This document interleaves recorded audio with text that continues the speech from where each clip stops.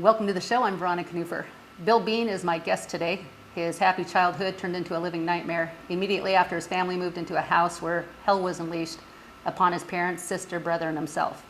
Bill's story has been reported on the Discovery Channel, the Travel Channel, Coast to Coast, to name a few. His book, Dark Force, is captivating and quite scary. Today, he will overview this must-read book and its companion book, Delivered, which describes how he has found total victory despite this ordeal. He travels speaking and helping in the deliverance of people with similar situations, which we'll talk about. Bill, thank you for taking the time here. You're a busy boy, busy man. Well, it's an honor and a pleasure to be with you again, Ron. Thank you so much for having me back. And yes, you're exactly right. I'm super busy these days. However, I'm just glad I had this time allotted to be able to do the interview with you. Yeah. Well, and so why don't you explain who you are and what you are busy doing? Well, who I am is an individual that used to be a victim, and from a very early age in childhood, I was greatly affected by demonic forces. And I've written 3 books. My first book is called Dark Force, and in Dark Force, I say it all began when my family and I moved into a 3-bedroom ranch-style home located in Glen Burnie, Maryland, in a community called Herondale in 1970. And after Dark Force, I found out additional information that it actually goes much further back. And I found out that my mother and her siblings were under demonic attack in their childhoods. And I also found out that my mother and her family actually lived in that very area of Glen Burnie in the community of Herondale at one point during their childhood. And my relatives went on to tell me that someone many years ago had actually conjured up these evil forces, and it came upon the family, and it caused a variety of destruction. And I believe that it, for whatever reasons, stayed with my mother. And my mother suffered more than any other person I've ever seen in my life. And things really intensified when we moved into that house. And I feel that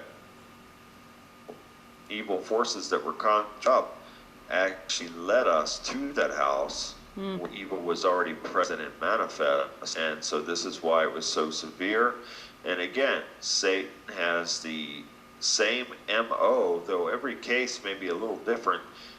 There is one common thread, and that is that his MO is bully tactics. And it starts out as a very covert thing, and then it intensifies, and Satan and his demons multiply and become empowered because they feed off of our fears.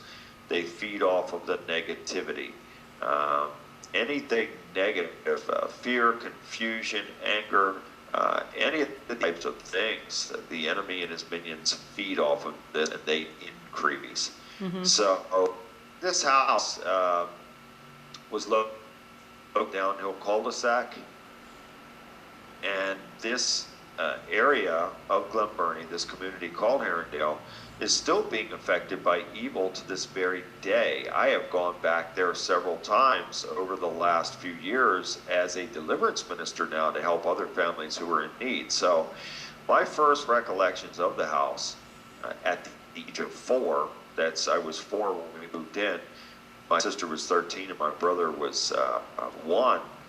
And my first recollections were fearful. Again, I shouldn't have known this type of fear at the age of 4, but the house had a very ominous look and feel about it. My sister said the same thing, that she, upon her first encounter and the first look that she had of the house, she felt the same way, that she was frightened and unnerved. It just had a very ominous look and feel. It was semi-dilapidated. My dad was a master carpenter.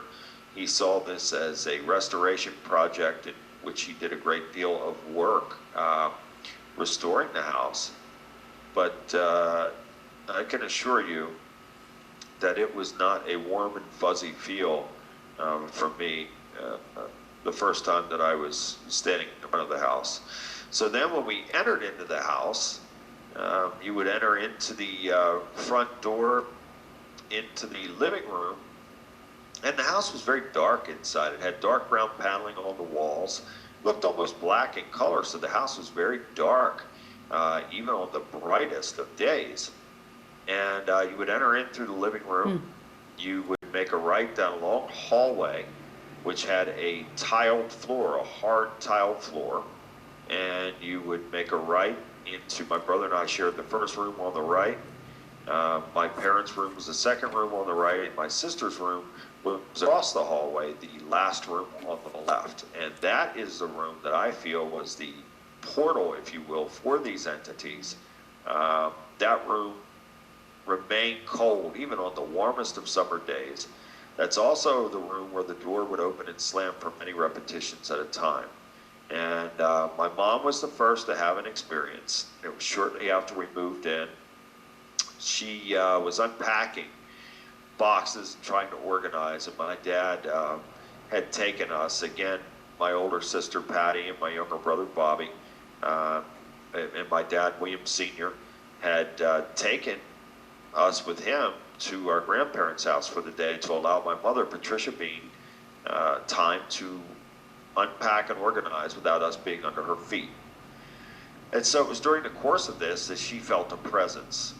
And she thought in her mind that it was my dad sneaking back into the house to play a joke on her. He had that type of sense of humor. And she spun around fully anticipating on seeing him. And to her shock, nothing was there. So as you can imagine, she was unnerved, taken aback, perplexed by this, and had a great moment of pause trying to make sense out of this. This was her first experience? It was her first experience in the house. I found out that she had many paranormal, supernatural experiences in her childhood going into her teen years. So she, this was her first experience in the house, but she had had many experiences prior to that.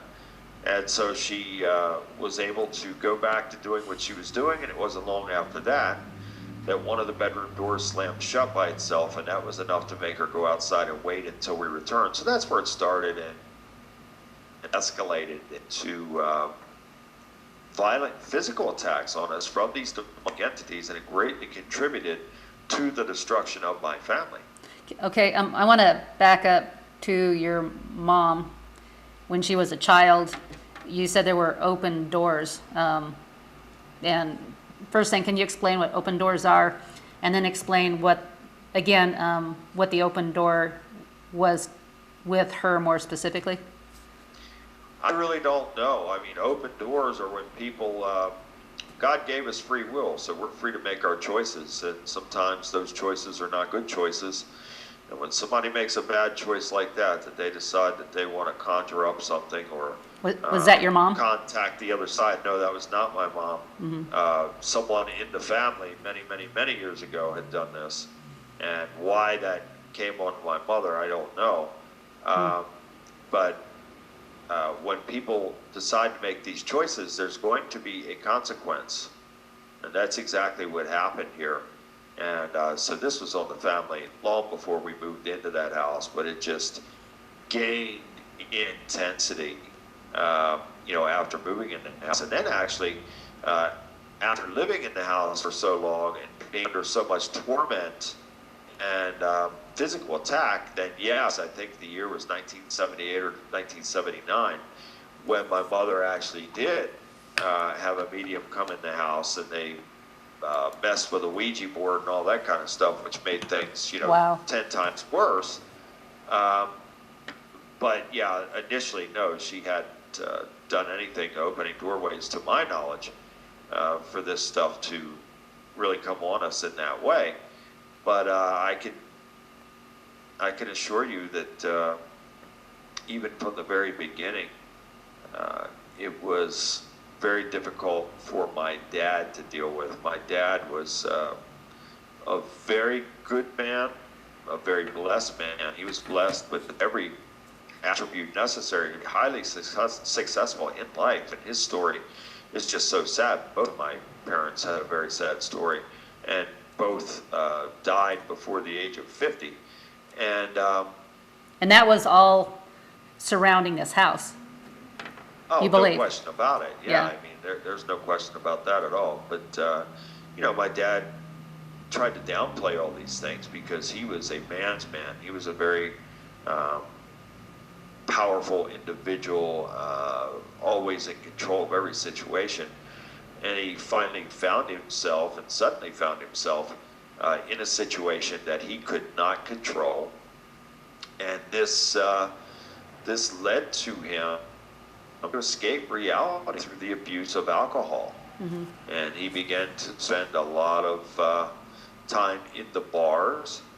And my parents were social drinkers at the beginning, but as this progressed, my dad became just a violent alcoholic that truly, in retrospect, looking back on this, he was trying to escape reality because he couldn't deal with the situation.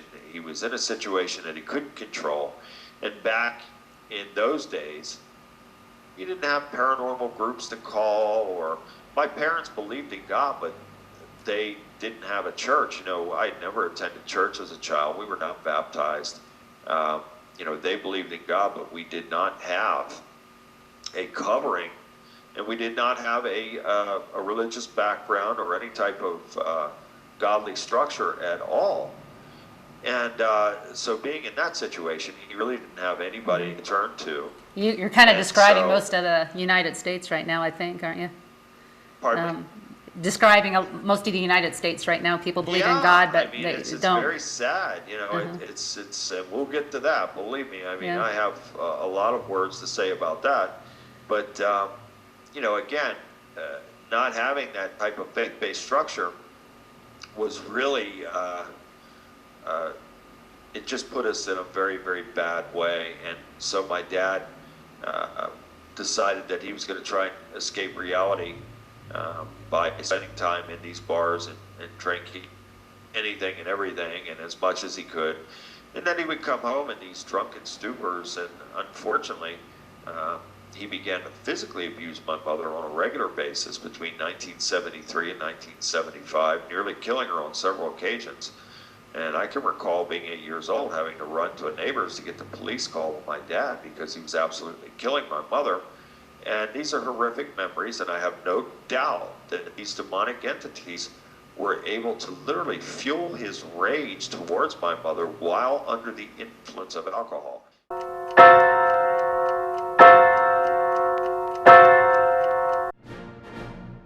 There aren't too many outlets where you can hear in-depth spiritual issues alongside conservative politics, where we can make a difference to those around us and our country.